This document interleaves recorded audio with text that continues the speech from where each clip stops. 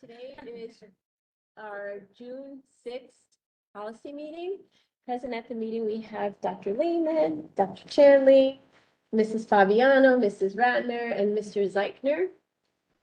All right, we have a very short agenda this month because of the time change. We knew that we were going to be in a crunch. So I kept the agenda short intentionally. So at the last board meeting, we had a policy for first read on changing the names of our newly created board committees to reflect what's written in the policy. And some suggestions were made to add additional language so we wouldn't have to continue to revise this policy every year or under any new president should they choose to change the names of the committees. So the proposed changes are, and I'm going to, should I read the whole thing? Yeah. Standing committees. The president shall appoint those committees necessary for the welfare of the district and to facilitate the operation of the board. Committee shall consist of a chairperson and vice chairperson appointed by the president, not more than 2 other board members and 2 alternates. So our attorney has advised that it should read not more than 1 other board member and 2 alternates unless one of the committee members is the Jamesburg representative.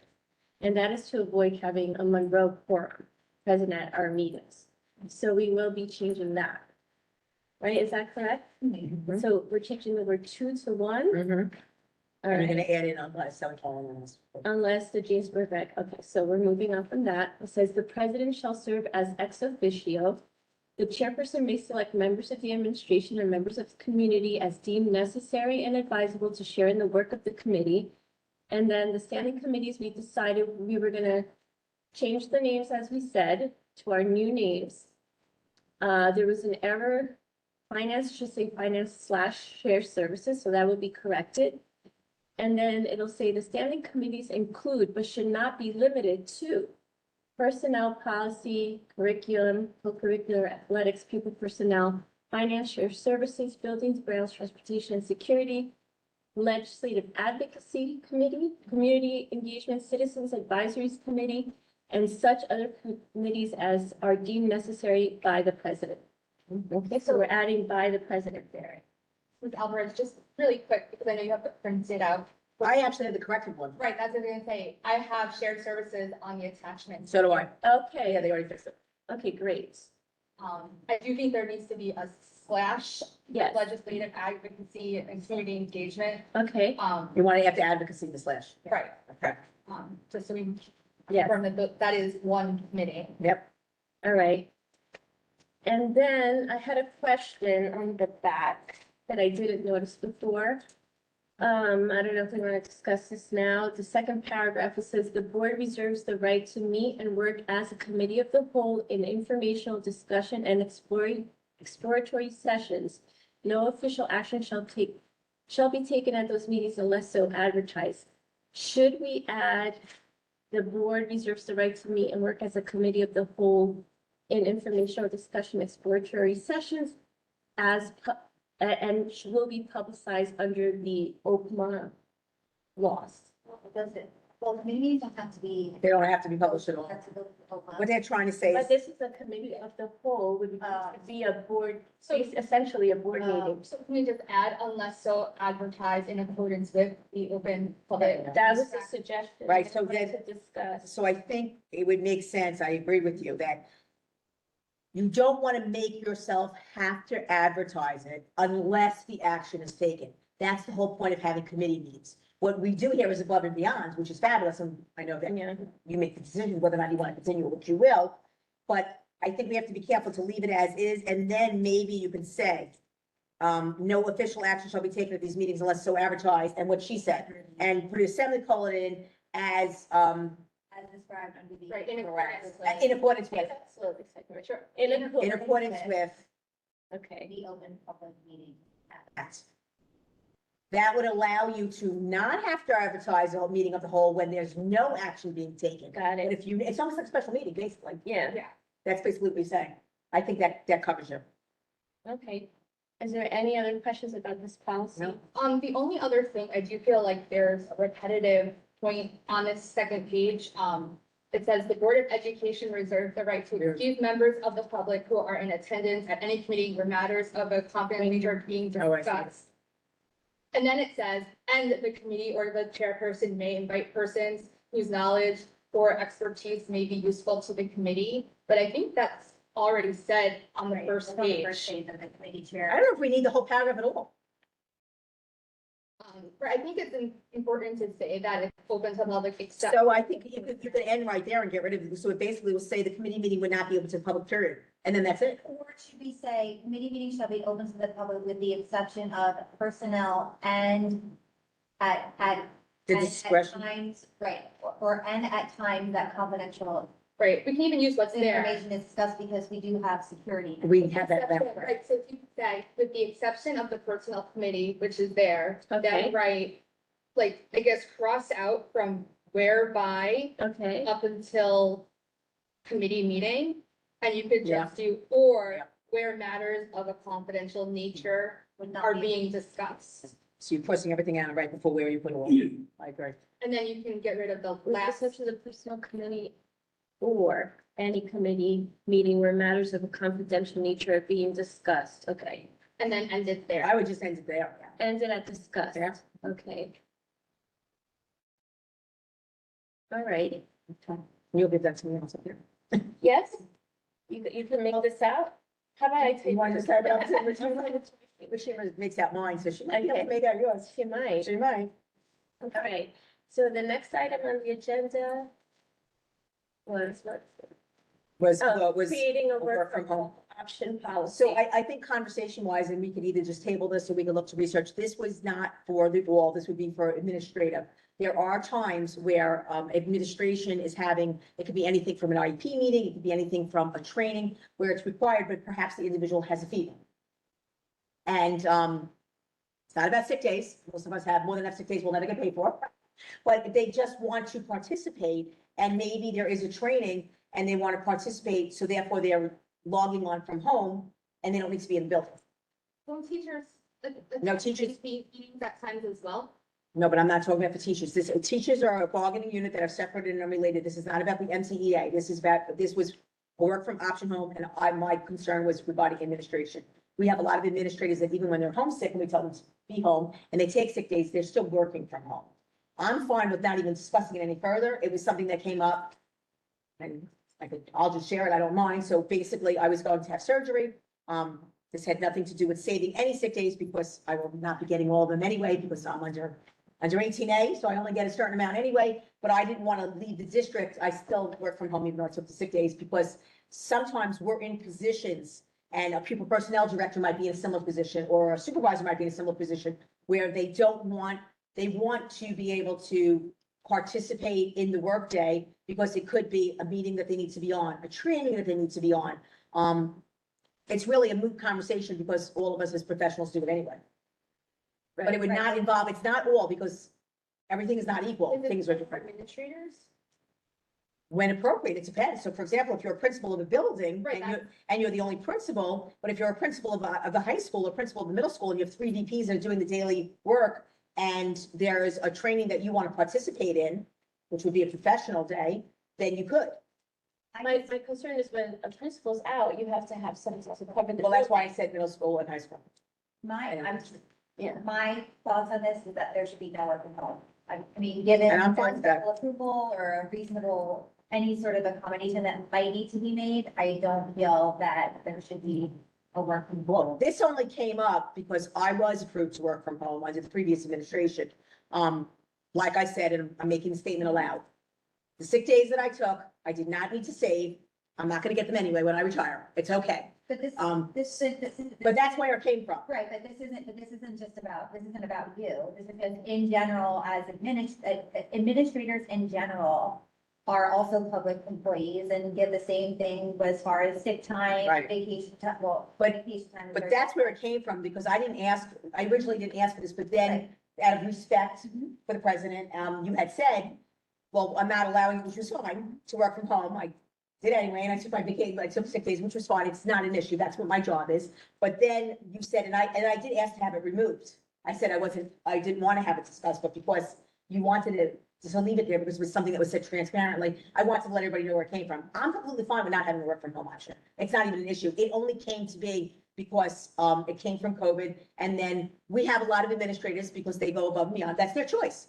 They take their sick days and still work from home. And teachers and Right. CST, because I've done that myself. Teachers, I don't like to go there with teachers because I feel there's a tremendous value.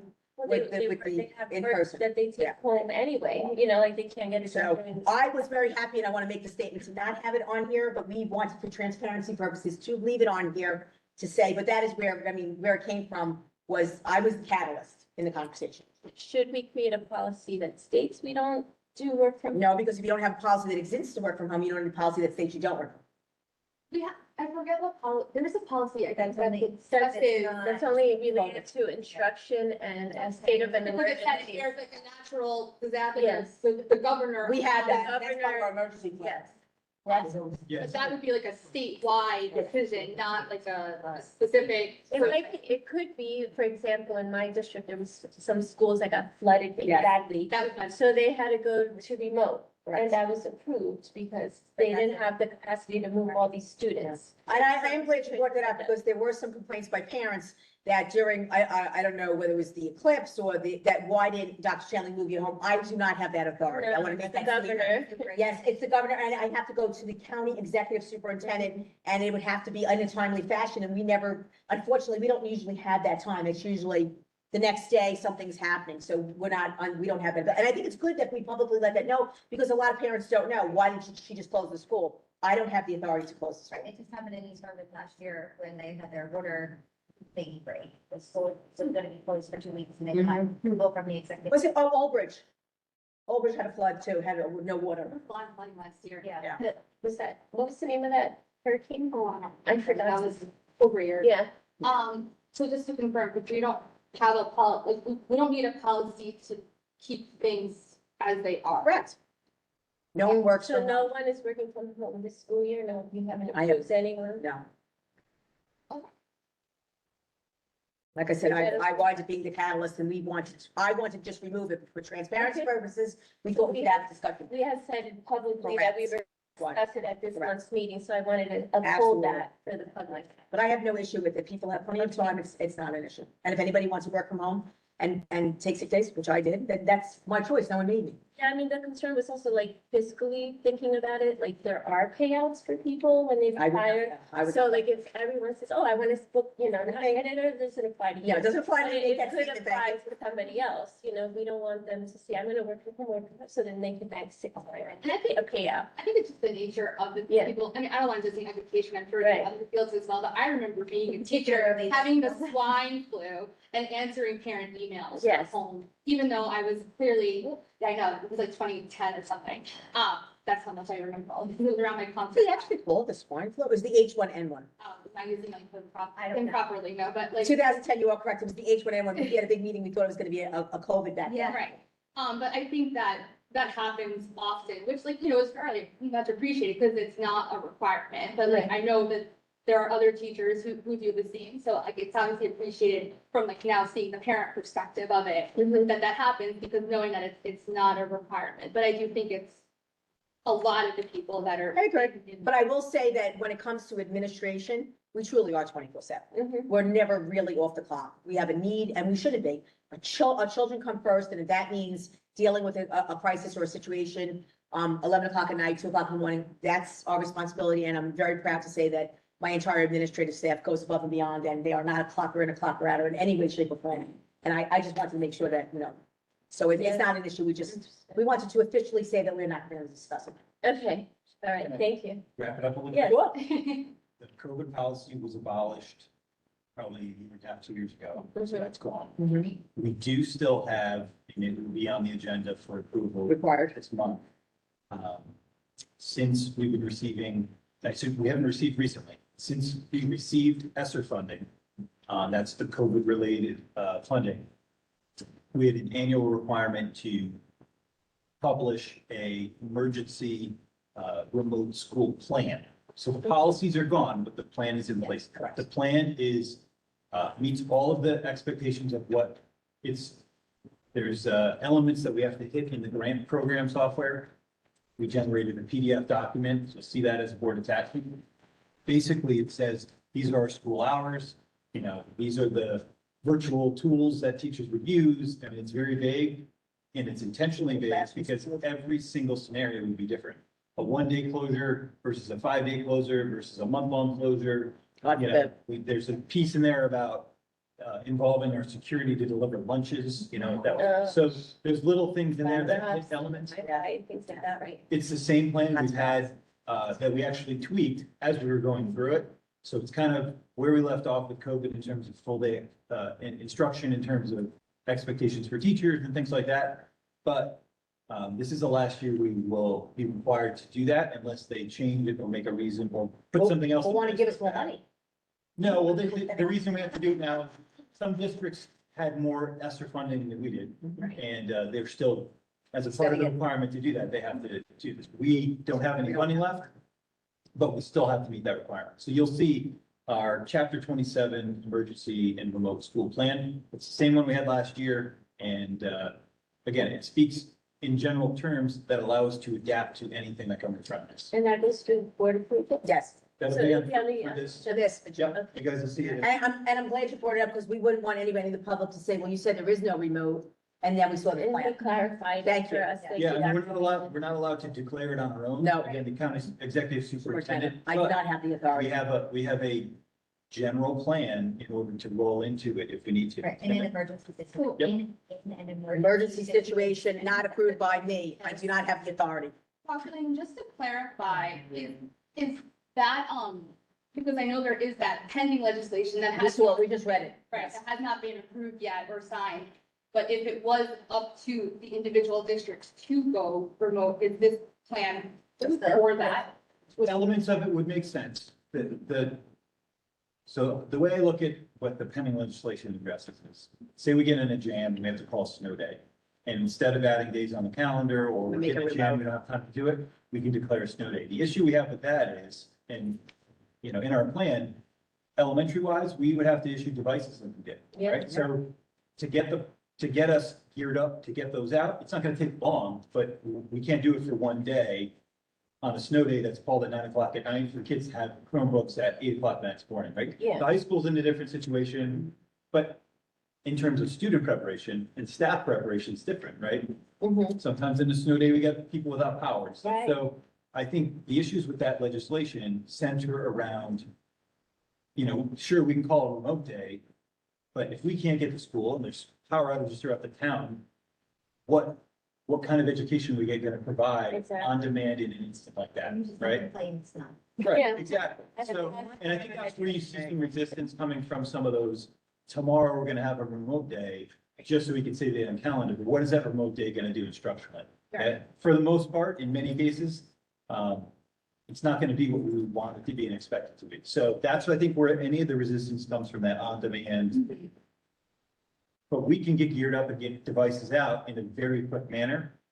And that's what this plan, and again, it doesn't say step by step how we're gonna do it. It says we're gonna do it by school and all that stuff, but we can get them out there. We just, you know, we're not gonna do that in a 6-hour window between 9 PM snow day call and a 6 AM wake up call for the Yeah. kids, you know, it's not happening, so. That's correct. Thank you for sharing that, Dr. Reagan. Thank you. Anything else? All right, that concludes our policy committee. Thank you.